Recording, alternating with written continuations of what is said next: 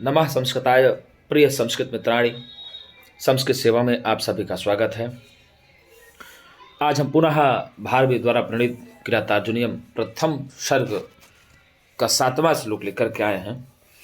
तो जैसा कि आप सभी लोग जानते हैं कि किरातार्जुनीयम महाकाव्य महाकवि भारवी द्वारा प्रणीत 18 सर्गों का महाकाव्य है।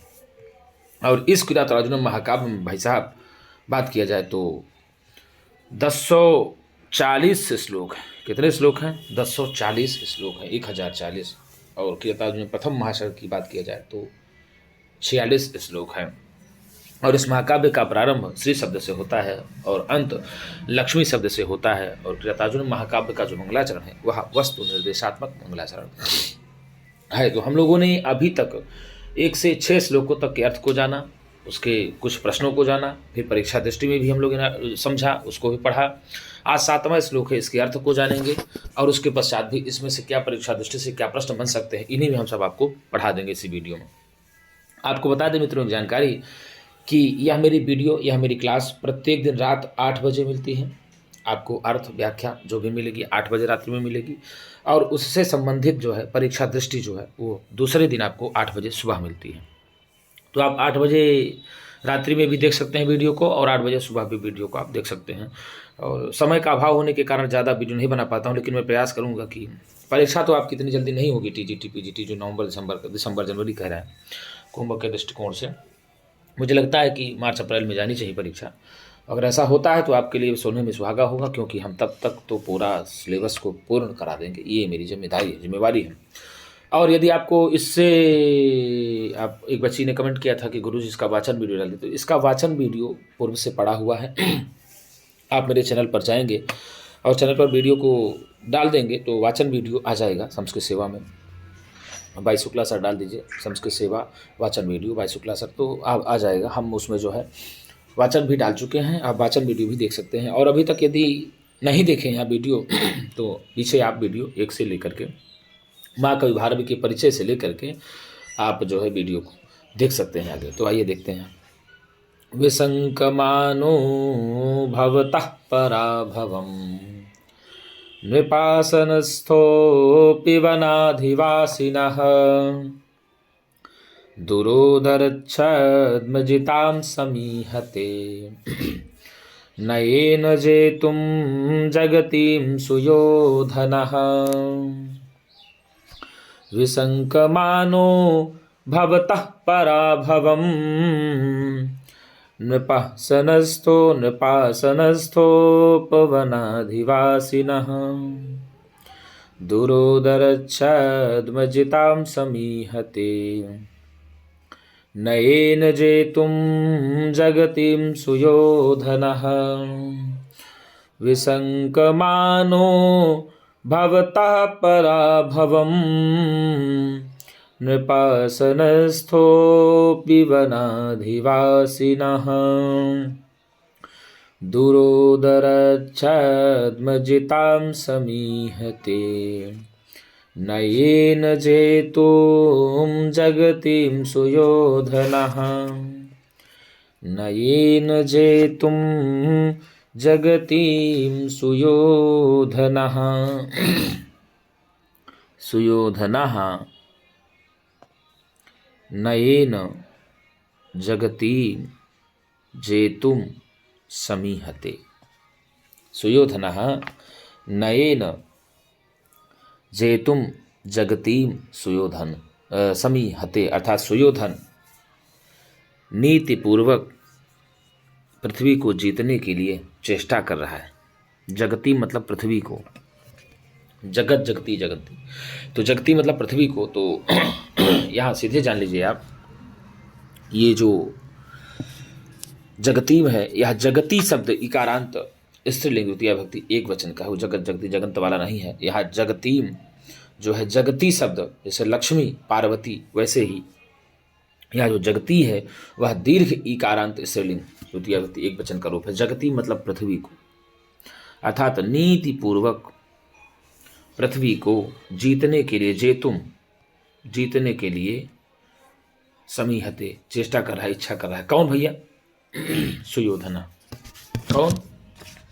सुयोधना, अर्थात सुयोधन नाम लेकर के भारवी ने इनको पुकारा है। तो सुयोधन का मतलब ही होता है सुखेन युध्यते इति सुयोधना, अर्थात जिसको सुखपूर्वक जीता जा सके, जिससे बड़ी आसानी से जीता जा सके, जिसे बड़ी आसानी से जीत लिया जा सके, उसी को कहा जाता है सुयोधन। दुर्योधन नहीं कहा, इसीलिए सुयोधन भारवी ने प्रयोग किया कि आसानी से जिसको जीता जा सके। तो सुखेन युध्यते इति सुयोधना, यहाँ उपपद तत्पुरुष समास है। कौन सा समास है गुरु जी? उपपद तत्पुरुष समास है।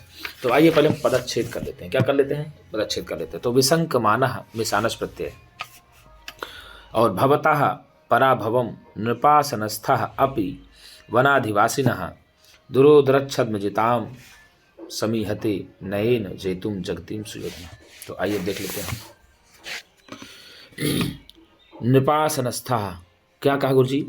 नृपासनस्थः अर्थात सीधे आप जान लें, नृपासनस्थः को आप जानेंगे तो नृन पाति इति नृपः, क्या बनेगा? नृन पाति इति नृपः, उपपद तत्पुरुष समास हो जाएगा। अवास्यते उपविश्यते अस्मिन् इति आसनम, अर्थात नृपस्य आसनम इति नृपासनम। नृपासनम में पूछ ले कौन सा समास? तो षष्ठी तत्पुरुष समास। और नृपासने तिष्ठति इति नृपासनस्थः, नृपासनस्थः में नृपासने तिष्ठति इति नृपासनस्थः में आप उपपद तत्पुरुष समास लगा देंगे। तो सीधे कहा कि नृपासनस्थः अपि, अर्थात सिंहासनारूढ़ होने पर भी, अर्थात राज सिंहासन पर बैठा हुआ भी। कौन गुरु जी? नृपासनस्थः का? तो भैया विसंकमानः दुर्योधन, अर्थात नृपासनस्थः अर्थात आसन पर, राज सिंहासन पर आरूढ़ होने पर भी, राज सिंहासन पर बैठे हुए होने पर भी, वनाधिवासिनः वन में निवास करने वाले, वन में निवास करने वाले के भवतः आपसे पराभवम पराजय की, विशंकमानः आशंका करता हुआ। विशंकमानः मिशानस प्रत्यय है, अर्थात अब आप इसका जानेंगे मतलब कि नृपासनस्था अपि अर्थात राज सिंहासन पर बैठे होने पर भी, वनाधिवासिनः वन में निवास करने वाले, वनाधिवासिनः कहा तो युधिष्ठिरः आदि, युधिष्ठिर को कहा आपसे, वन में निवास करने वाले आपसे, पराभवम पराजय की, विशंकमानः आशंका करते हुए, क्या करता हुआ गुरुजी? आशंका करता हुआ, दुरोदरच्छद्मजिताम, दुरोदर होता है जुआ, अर्थात जुए में छद्मजिताम छल पूर्वक जीती हुई, जुए में छल पूर्वक जीती हुई, ठीक है ना। दुरोदरच्छद्मजिताम का मतलब हुआ जुए में छल पूर्वक जीती हुई जगती पृथ्वी को, किसको गुरुजी? पृथ्वी को, नयेन नीति के मार्ग से, किससे गुरुजी? नीति के मार्ग से।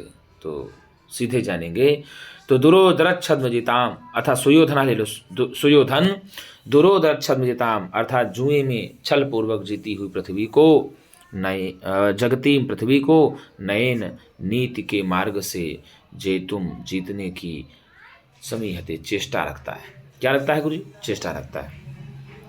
तो विसंकमानो भवतः पराभवम नृपासनस्थोऽपि वनाधिवासिनः दुरोदरच्छद्मजितां समीहते नयेन जेतुं जगतीं सुयोधनः।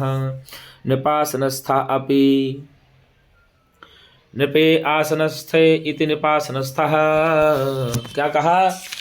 सीधे कहा गुरुजी कि नृपासनस्था में सीधे लगाएंगे, नृपासने तिष्ठति इति नृपासनस्था, नृपासने तिष्ठति इति नृपासनस्था, उपपद तत्पुरुष समास। नृपासने, नृपासनस्था अर्थात राज सिंहासन पर आरूढ़ होने पर भी, अपि नृपासनस्था अपि, नृपासनस्थोपि हो गया विसर्ग संधि। तो राज सिंहासन पर आरूढ़ होने पर भी, राजगद्दी में बैठे हुए होने पर भी, वनाधिवासिनः मन में निवास करने वाले, कहाँ निवास करने वाले गुरुजी? वनाधिवास, वनम अधिवसत इति वनाधिवासी, उपपद तत्पुरुष समास हो जाएगा, वनाधिवासिनः बन जाएगा, ठीक है। वनाधिवास, तो सीधे वनाधिवासिनः को आप क्या करेंगे? आप अलग अलग रख करते हैं। तो वनम अधिवसति इति वनाधिवासी, वनम अधिवसति इति वनाधिवासी उपपद तत्पुरुष समास है। और तस्मात् वनाधिवासिनः पंचमी तत्पुरुष समास। पंचमी उपपद तत्पुरुष समास है। कौन सा गुरुजी? पंचमी उपपद तत्पुरुष समास है। तो वनाधिवासीन शब्द है, यहाँ इनंत पुल्लिंग है। वनाधिवासीन शब्द है, इनंत पुल्लिंग है और पंचमी व्यक्ति एक वचन में ही। यह भवतः का विशेषण भी है। भवतः वनाधिवासिनः भवतः अर्थात वन में निवास करने वाले आपसे पराभवम पराजय की विसंकमानः आशंका करते हुए सुयोधन दुरोधरच्छमेताम अर्थात जुए में छल पूर्वक जीती हुई, जुए में छल पूर्वक जीती हुई जगतीम पृथ्वी को नयन नीति से जीतने के लिए समीहते चेष्टा करता है, अभिलाषा करता है। तो विसंकमानो भवतः पराभवम नृपासनस्थोऽपि वनाधिवासिनः। नृपासनस्थः कः? तो बताएंगे विसंकमानः नृपासनस्थः कः दुर्योधनः। नृप में आसन होने पर भी पराभव की आशंका कौन करता है? अगर प्रश्न आ जाए तो बताएंगे आप सुयोधनः। नृपासनस्थः का सुयोधनः, विसंकमानः कः सुयोधनः अर्थात सुयोधन जो है वो डरता है। क्या है? डरता हुआ है, वो डरा हुआ है, आशंका करता है नृप में आसीन होने पर भी। तो राज सिंहासन पर बैठा हुआ कौन है? तो सुयोधन है। और राज सिंहासन पर बैठ करके भी आश्चर्यचकित की आशंका में रहता है कौन? तो आप बताएंगे सुयोधन। तो सीधे कहा नृपासनस्थः सुयोधनः अर्थात राज सिंहासन पर आरूढ़ होने पर भी सुयोधनः जो सुयोधन है, जो दुर्योधन है, वह वनाधिवासिनः वन में निवास करने वाले भवतः आपसे पराभवम पराजय की विसंकमानः आशंका करते हुए, चिंता करते हुए दुरोधरच्छद्मजिताम जुए में छल पूर्वक जीती हुई, जुए के द्वारा छल पूर्वक जीती हुई पृथ्वी को नीति के मार्ग से जीतने के लिए इच्छा करता है, जीतने की अभिलाषा करता है। तो विसंकमानः नृपासनस्थः अपि दुर्योधनः सुयोधनः अर्थात राज सिंहासन पर आरूढ़ होने पर भी सुयोधनः विसंकमा वनाधिवासिनः वन में निवास करने वाले भवतः आपसे पराभवम पराजय की आशंका करता हुआ दुरोधरच्छद्मजिताम जुए में छल पूर्वक जीती हुई जगतीम पृथ्वी को नयन नीति के मार्ग के द्वारा जेतुम जीतने के लिए समीहते इच्छा करता है। तो भैया नृपासनस्था अपि सुयोधनः। अब सुयोधन का विशेषण क्या हुआ? सुयोधन का विशेषण हुआ नृपासनस्था। क्या हुआ? सुयोधन का विशेषण हुआ नृपासनस्था और सुयोधन का विशेषण हुआ विसंकमानः। विसंकमानः कः? तो सुयोधनः। नृपासनस्थः कः? तो भैया सुयोधनः। वनाधिवासी कः? वनाधिवासिनः कः? तो भैया भवतः। वनाधिवासिनः कः? भवतः। वनाधिवासिनः का विशेषण हुआ भवतः अर्थात वन में निवास करने वाले आप से पराजय की आशंका करता हुआ जुए में छल पूर्वक जीती हुई पृथ्वी को वह नीति पूर्वक जीतना चाहता है। तो एक बार और देख लीजिए। विसंकमानो भवतः पराभवम नृपासनस्थोऽपि वनाधिवासिनः दुरोधरच्छद्मजितां समीहते नयेन जेतुं जगतीं सुयोधनः अर्थात नृपासनस्थोपि राज सिंहासन पर आरूढ़ होने पर भी, राज सिंहासन पर बैठे हुए होने पर भी जो सुयोधन है, जो दुर्योधन है, वह वनाधिवासिनः वन में निवास करने वाले भवतः आप लोगों से पराभव पराजय की आशंका करता हुआ विसंकमानः आशंका करता हुआ दुरोधरच्छद्मजिताम अर्थात जुए में छल पूर्वक जीती हुई पृथ्वी को अर्थात जुए में छल पूर्वक जीती हुई जगतीम पृथ्वी को नयन नीति के द्वारा जेतुम जीतने के लिए समीहते चेष्टा करता है, इच्छा करता है। अर्थात सीधे कहेंगे राज सिंहासन पर आरूढ़ होने पर भी या राज सिंहासन पर बैठे हुए होने पर भी जो सुयोधन है वह वन में निवास करने वाले आप लोगों से पराजय की आशंका करता हुआ, आपसे पराजय की आशंका करता हुआ दुरोधरच्छद्मजिताम अर्थात जुए में छल पूर्वक जीती हुई पृथ्वी को, जुए में जल पूर्वक जीती हुई, जुए में छल के द्वारा जीती हुई जगतीम पृथ्वी को नयन नीति के द्वारा जीतने के लिए समीहते इच्छा करता है। ठीक है ना गुरु जी। अब आपको बता दें कि नृपासनस्था में यदि आपसे पूछ ले कि नृपासनस्था में कौन सा समास है तो भैया आप सबक सीधे बताएंगे निपासनस्थे निपासने तिष्ठति इति निपासनस्था, निपासने तिष्ठति इति निपासनस्था में उपपद तत्पुरुष समास है। कौन सा तत्पुरुष समास है गुरु जी? उपपद तत्पुरुष समास है। असुयोधना में कौन सा समास है? तो आप बताएंगे सुखेन युध्यते इति सुयोधना, सुखेन युद्धते इति सुयोधना, सुखेन युध्यते इति सुयोधना, अर्थात जिसको सुख पूर्वक जीता जा सके वही है सुयोधन। तो यहाँ भी उपपद तत्पुरुष समास है। और वनाधिवासिना में भी बता दें आपको गुरु जी, वनम अधिवसत इति वनाधिवासी उपपद तत्पुरुष समास है। कौन सा? वनम अधिवसति इति वनाधिवासी, तो उपपद तत्पुरुष समास है। जो वनाधिवासीन है, यह वनाधिवासीन शब्द से इन्नंत पुल्लिंग पंचमी विभक्ति एक वचन का रूप है वनाधिवासिना, ठीक है ना। तो यह इन्नंत पुल्लिंग है वनाधिवासी शब्द से। अब अगर पूछे दुरोदरच्छद्मजिताम जी, तो दुरोदरच्छद्मजिताम, तो दुह उदरम, दुह दुष्टम उदरम यस्य तत् दुरोदरम, दुरोदरम में अगर पूछ ले कौन सा समास है तो बहुव्रीहि समास है। दुह दुष्टम उदरम यस्य तत् दुरोदरम में बहुव्रीहि समास हो गया। दुरोदरम एव छद्म इति, दुरोदरम एव छद्म इति दुरोदर छद्म बन गया, तो मयूर वंशकादि समास हो जाएगा। देखो दुरोदरम में बहुव्रीहि समास, दुरोदर छद्म में मयूर वंशकादि समास, अथवा दुरोदरे यत् छद्म तत् दुरोदर छद्म सुप्सुपा भी समास होता है। अब देखो जो पूरा, तो दुरोदर छद्मना जिताम इति दुरोदर छद्म जिताम में तृतीया तत्पुरुष समास। देखिए दुरोदरम में बहुव्रीहि समास, दुरोदर छद्म में मयूर वंशकादि समास भी होता है, सुप्सुपा समास भी होता है। और दुरोदर छद्मना जिताम इति दुरोदर छद्म जिताम में तृतीया तत्पुरुष समास हो जाता है। ऐसे आप लोग कर लेंगे। जगतीम, ठीक है ना। ये जगती शब्द ईकारांत स्त्रीलिंग द्वितीय विभक्ति एक वचन का रूप है। जो जगतीम है यहाँ दिया है जगतीम, ये जगती शब्द ईकारांत स्त्रीलिंग द्वितीय विभक्ति एक वचन का है। अथवा नयन में नियते अनेन इति नयः तेन नयन, नयन में द्वितीय विभक्ति है, ठीक है ना। तो विसंकमान, आप देख लीजिए, आप एक एक ठो आपको हम बता देते हैं। ये जो निपासनस्था है गुरु जी क्या है? ये जो निपासनस्था है, ये निपासनस्थ शब्द अकारांत पुल्लिंग प्रथमा विभक्ति एक वचन है। और यह निपासनस्था सुयोधना का विशेषण है। किसका विशेषण है? सुयोधना का विशेषण भी है।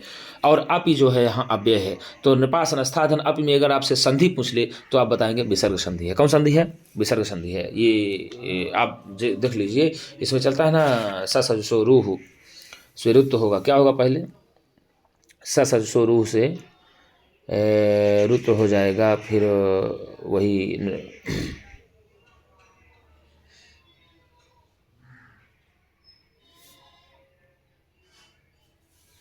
तो निपासनस्था में आप से अगर संधि पूछ लेगी तो आप बताएंगे निपासनस्था में कि विसर्ग संधि। कौन संधि है?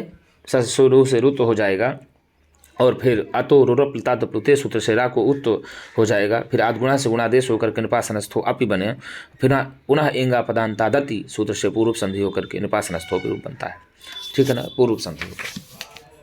अब फिर आगे दिया तो अपि आप जान रहे हैं व्यय है असुयोधना, तो सुखेन युद्धते इति सुयोधना, अर्थात जिसको सुख पूर्वक जीता जा सके, सुख से जीता जा सके वही सुयोधन है, वही दुर्योधन उसका नाम दे दिए। दुखेन युद्धते इति दुर्योधना, अगर सुयोधन नहीं करते तो पांडवों को जीतने में सुयोधन को बड़ा ही, दुर्योधन को जीतने में बड़ा ही बल पड़ जाता। इसीलिए भारवी जी ने यह एक नाम दिया है सुयोधन। अर्थात प्रश्न ये भी आता है कि भारवी ने दुर्योधन का एक अपर नाम दिया है, वो क्या नाम है? तो आप बताएंगे सुयोधन। अब भवतः, ये जो भवत शब्द है, भवत शब्द है, यह हलंत सर्वनाम शब्द है और पंचमी एक वचन इस पद से युधिष्ठिर का बोध होता है। भवतः वनाधिवासिनः, वनाधिवासिनः भवतः, अर्थात वन में निवास करने, वनाधिवासिनः भवतः यह विशेषण हो गया, ठीक है। युधिष्ठिर का बोध होता है भवतः से। और पराभवम जो है, पराभवम शब्द से, पराभव शब्द से अकारण पुल्लिंग तृतीया विभक्ति एक वचन है, पराभवम बन गया, पराजय की आशंका करता हुआ, ठीक है। विसंकमानः, यह जो विसंकमानः है, यह विसंकमान शब्द है, सानज प्रत्यंत अकारांत पुल्लिंग है, प्रथमा विभक्ति एक वचन है, और यह भी सुयोधना का विशेषण है। तो सुयोधना का दो विशेषण हुआ, सुयोधनः निपासनस्थः विसंकमानः, वनाधिवासिनः भवतः, वनाधिवासिनः भवतः, ठीक है ना गुरु जी। अदुरोदर छद्मजिताम जगतीम, ठीक है, अर्थात जगती का विशेषण हुआ दुरोदर छद्मजिताम, अर्थात जुए के द्वारा छल पूर्वक जीती हुई पृथ्वी को अब वह नीति के मार्ग से जीतने की इच्छा करता है। अब जगतीम, जो जगती शब्द ईकारांत इससे लिंग तृतीया विभक्ति एक वचन का रूप है। और नयन, यहाँ जो नयन दिया है, यह जो नए शब्द अकारांत पुल्लिंग तृतीया विभक्ति एक वचन का रूप है। अजेतुम में जो है तुमन प्रत्यय है, तुमनंत अव्यय है, ऐसा कह सकते हैं।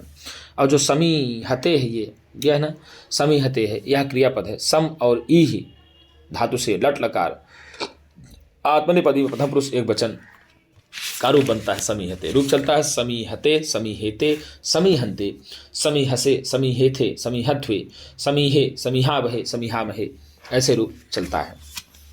ठीक है गुरु जी। और इसके बाद अगर आपसे कुछ भी बचा हो तो बताइए, तो कुछ बचा नहीं है। अब यहाँ आप जान लेंगे विसंकमानः कहा तो सुयोधनः, नृपासनस्थः का सुयोधना, सुयोधन का दुर्योधन का एक अपर नाम है सुयोधना। वनाधिवासी कहा तो भैया वनाधिवासिनः भवतः, अर्थात युधिष्ठिर आदि के लिए हो जाएगा। अर्थात जो सुयोधन है या दुर्योधन है वह किससे पराजय की आशंका करता है, तो वनेचर कहता है कि युधिष्ठिर आदि से पराजय की आशंका करता है, आपसे पराजय की आशंका करता है। और सिंहासन पर आरूढ़ कौन है, तो आप बताएंगे सिंहासन पर सुयोधन आरूढ़ है। कौन है? दुर्योधन आरूढ़ है। और सिंहासन पर आरूढ़ होने पर दुर्योधन किससे हारने की आशंका करता है, तो पांडवों से हारने की आशंका करता है, युधिष्ठिर आदि से हारने की आशंका करता है। और सुयोधन ने पृथ्वी को कैसे जीता था, तो भैया जुए में छल पूर्वक जीता था। कैसे जीता था? जुए में छल पूर्वक जीता था। अब अगर आ जाए कि नये नजे तुम जगती सुयोधन, यह पंक्ति कहाँ से ली गई है, तो यह पंक्ति किरातार्जुनीयम के प्रथम सर्ग से ली गई है।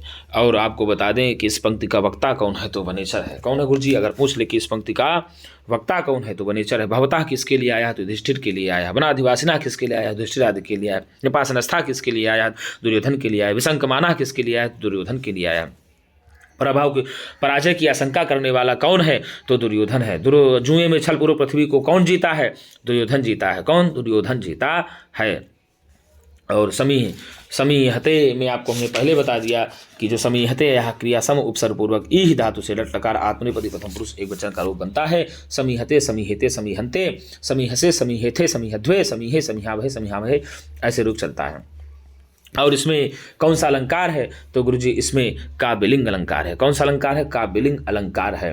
तो काव्यलिंग अलंकार में जो है साहित्य दर्पणकार ने रक्षा भी दिया है, हेतोर्वाक्य पदार्थत्वे काव्यलिंगम निगद्यते, हेतोर्वाक्य पदार्थत्वे काव्यलिंगम निगद्यते, अर्थात जहाँ पर वाक्यार्थ या पदार्थ किसी कथन का कारण हो तो वहाँ काव्यलिंग अलंकार हो जाता है। क्या भैया? वाक्य के अर्थ का या पदार्थ किसी कथन का कारण हो, किसी कथन का भी कारण होता है तो वह काव्यलिंग अलंकार होता है। अब आपको बता दें, यहाँ जो श्लोक दिया गया है ना, इस श्लोक में दुरोदर छद्मजिताम पद का अर्थ क्या है गुरुजी? नयेन जेतुम। क्या कहा? दुरोदर छद्मजिताम, इस पद का जो अर्थ नयन जेतुम के अर्थ के कारण से, नयन जेतुम अर्थ के कारण होने से ही काव्यलिंग अलंकार यहाँ पर प्रतीत हो रहा है। अगर पूछ ले आपसे कि गुरुजी इसमें कौन सा अलंकार है, तो आप बताएंगे काव्यलिंग अलंकार है। कौन सा अलंकार है? काव्यलिंग अलंकार है, ऐसा आप बताएंगे। ठीक है। अब विसंकमानः, तो विसंकमानः भवतः, तो विसर्ग संधि हो जाएगी, विसंकमानः भवतः।